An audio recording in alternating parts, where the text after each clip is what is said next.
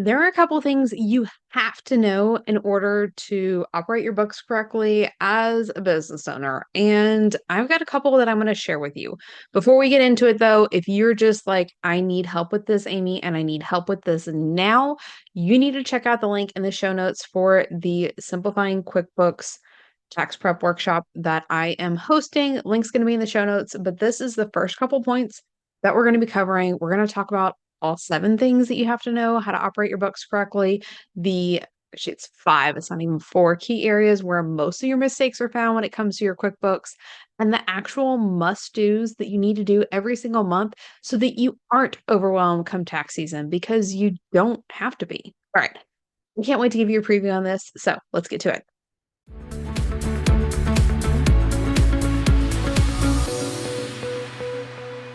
Welcome back to the Your Money, Your Life podcast. I'm your host, Aimee Cerka. We are doing a preview today. I've got 7 simple things that you have to know how to operate your books correctly. And I want to talk about 4 of them on the podcast here today. Okay. First things first, you need tax strategy, not just an accountant. Okay. Having a CPA, having an accountant is great. As a business owner, please, please, please do not be filing your taxes yourself. Oh, that's a whole nother thing. We can get into it, like even liability if you were ever to get audited, which is another discussion. We're going to open a couple rabbit holes today because this is something I'm really passionate about. Okay. So you need tax strategy, not just an accountant. And not all accountants are created equal. You want your CPA, you want your accountant, somebody that's in your corner. Okay. You need somebody that's not scared of the IRS. I had a CPA that I was using for a while, and we're going to get to this in number 2. But we were making, he was advising me to make decisions based off of his fear of the IRS and his fear of being audited. Now, I send me a message on Instagram because I don't want to put this out here. I'm happy to recommend the CPA accountant firm that I use, but they talk about, as long as they've been in business and as many tax returns that they've done, like your chances of being audited, if you're doing it correctly, are like minuscule. And if you do what you're supposed to, you're following the law. We're not like going to jail here. Like it's nothing to be afraid of. And again, it's about removing that fear from your money, but you have to have your accountant, your CPA on board rooting for you, not being afraid of the IRS. So not everybody's created equal. You need somebody that's going to be in your corner.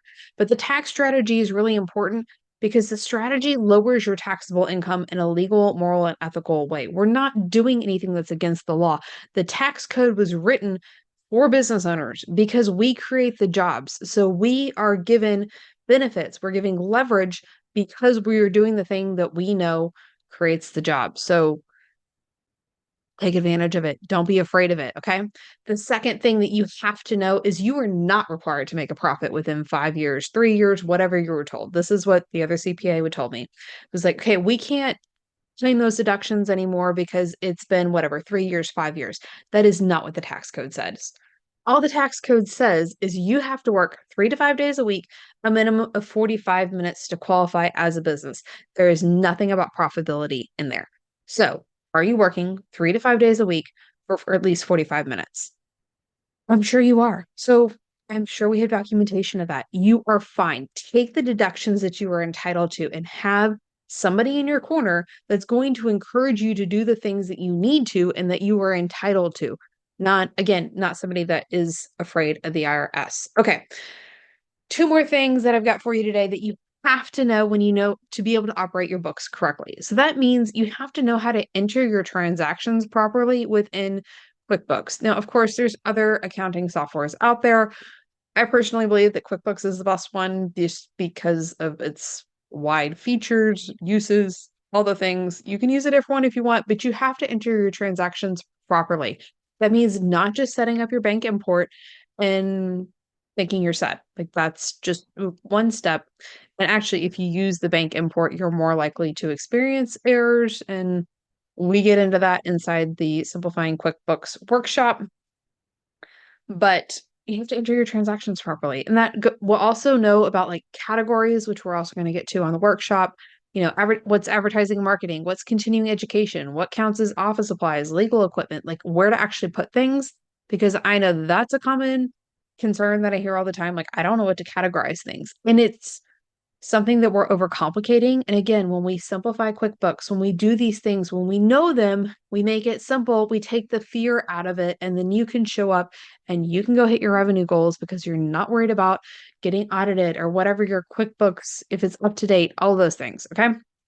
You have to know how to enter your transactions properly.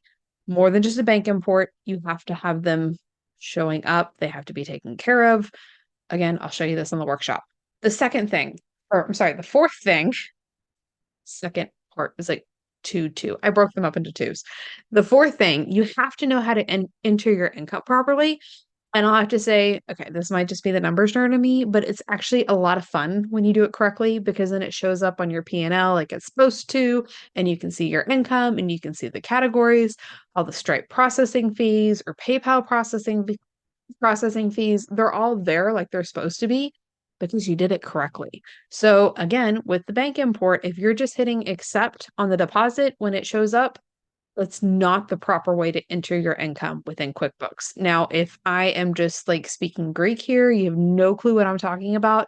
Don't worry, I walk you through all of this like step by step, really beginner level.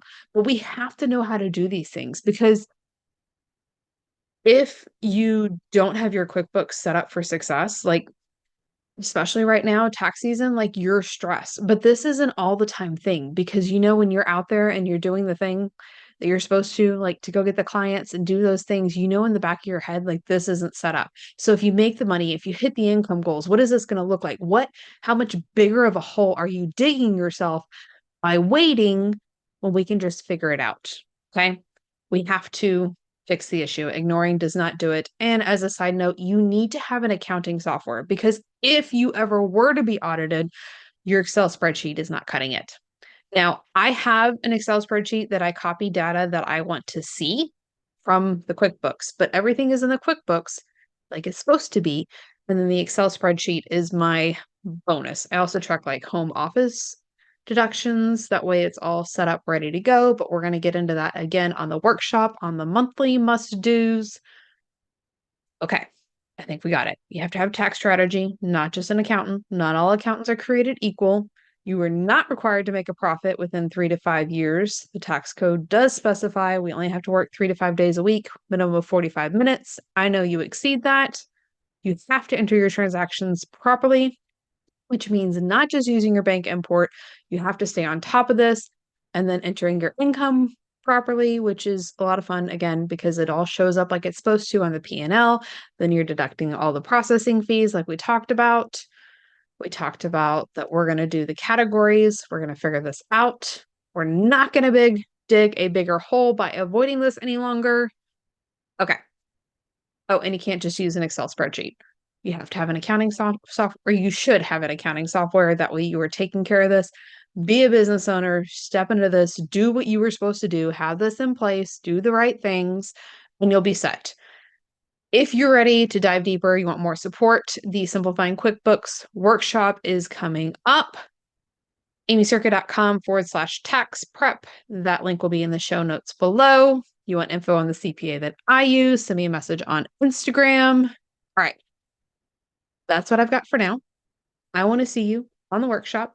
Send me a message. Let me know which one of these was most helpful. I find that this is one of the things that we need to hear more of because there's so much fear and stress, anxiety when it comes to taxes, tax prep, taking the deductions, all the things. So I want to know.